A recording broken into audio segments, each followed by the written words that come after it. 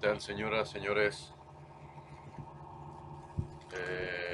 Quisiera leerles algunas líneas de este librito pequeñito de George Berkeley. No se alcanza a ver ahí nada, pero son los tres diálogos entre Hylas y Filonus. Como subtítulo dice: en oposición a escépticos y ateos, y es la traducción del inglés y prólogo de A.P. Masegosa. No aparece el nombre, solo el apellido. Masegosa.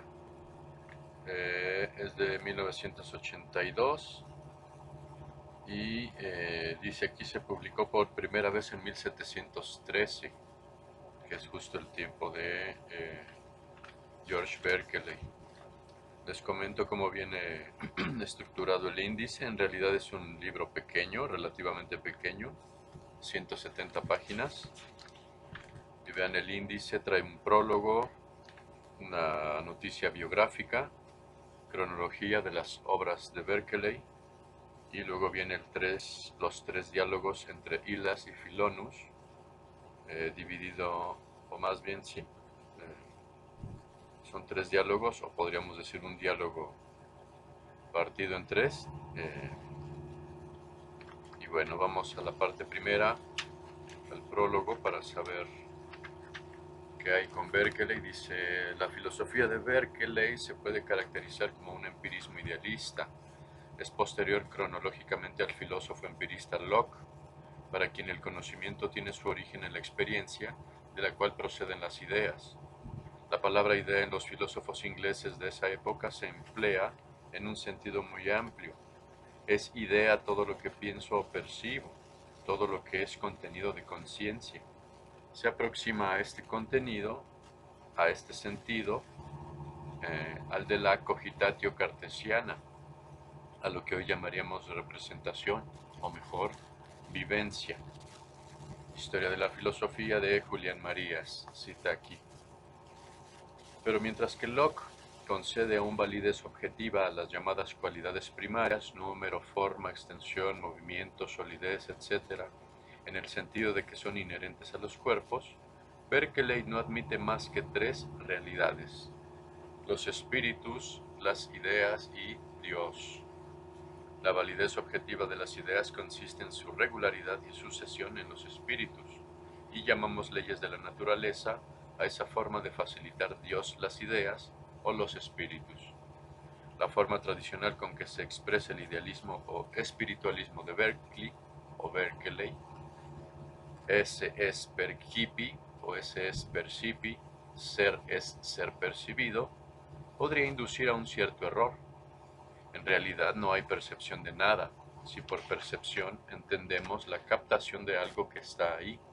Lo que sucede es que Dios nos va comunicando y presentando ideas, y eso es la realidad y la vida. Berkeley distingue dos clases de realidades, además de los espíritus: la ectípica y arquetípica. Lo arquetípico es la realidad ejemplar en Dios, y lo ectípico no tiene una consistencia propia y exterior, sino que es una participación que nos hace la divinidad. Cuando se habla de que la realidad se convierte en simples percepciones, hay que tener en cuenta que se emplea un lenguaje realista. Propiamente no hay percepción, hay simples contenidos de conciencia cuya única referencia es Dios. Para comprender plenamente una filosofía, especialmente cuando se la considera en una perspectiva histórica, y para apreciar por tanto su verdad y limitaciones, con lo cual se nos abre la posibilidad de superarla, es necesario ver el fondo mismo del pensamiento filosófico, su motivación última. En Berkeley, espíritu profundamente religioso, esa motivación está claramente expresada en el subtítulo mismo de los diálogos, en oposición a escépticos y ateos. Su designio es demostrar claramente la realidad y perfección del conocimiento, la naturaleza incorpórea del alma y la providencia inmediata de una divinidad. Y como consecuencia se obtiene un método para hacer las ciencias más fáciles, útiles y sencillas. En el diálogo segundo, la segunda parte de este único diálogo, podríamos decir, alude claramente a esas disparatadas imaginaciones de Vanini, Hobbes y Spinoza, es decir, los sistemas materialistas o panteístas originados por la creencia en algo material independientemente de la mente.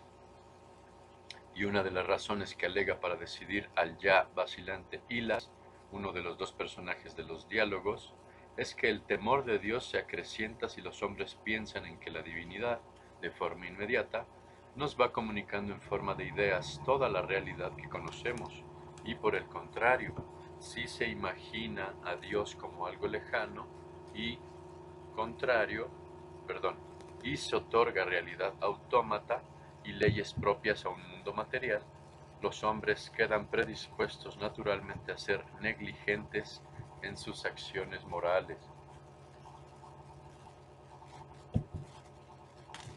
Bueno, hasta allí el prólogo.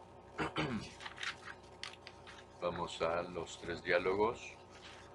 Veamos cómo empieza. Primer diálogo, Filonus. Buenos días, Hilas. No esperaba encontrarte fuera tan pronto. Dice Hilas, no es corriente desde luego que suceda esto, pero mis pensamientos estaban tan absortos en una materia sobre la que había estado discurriendo la última noche que, viendo que no podía conciliar el sueño, resolví levantarme y dar una vuelta por el jardín. Filonus, buena ocasión esta que te permite ver los inocentes y agradables placeres que te pierdes todas las mañanas. Pues, ¿hay acaso durante el día un momento más agradable o en el año una estación más agradable? Ese cielo purpúreo, esos cantos de los pájaros, silvestres y suaves al mismo tiempo, el fragante esplendor de los árboles y flores, el benigno influjo del sol naciente, todo eso y mil hermosuras más de la naturaleza, inspiran en el alma secretos transportes, y al encontrarse también sus facultades frescas y vivaces, están en disposición de entregarse a esas meditaciones a que naturalmente nos invitan la soledad del jardín y la tranquilidad de la mañana. Pero temo turbar tus pensamientos, pues parece que estás interesado en algo. Responde Hilas, es verdad, lo estaba, y te agradeceré mucho que me permitas seguir discurriendo, lo cual no quiere decir de manera alguna que quiera verme privado de tu compañía, pues mis pensamientos fluyen más fácilmente cuando converso con un amigo que cuando estoy solo. Por el contrario, te pido que tengas a bien que yo comparta contigo mis reflexiones. Responde Filonus, de todo corazón, es lo que yo te hubiera pedido si no te me hubieras adelantado. Y luego Hilas, estaba pensando en el curioso destino de aquellos hombres, los ha habido en todas las épocas, que por afectar ser distintos del vulgo y por una cierta perversión mental, han pretendido no creer en nada o creen las cosas más extravagantes del mundo. Esto se podría, sin embargo, soportar,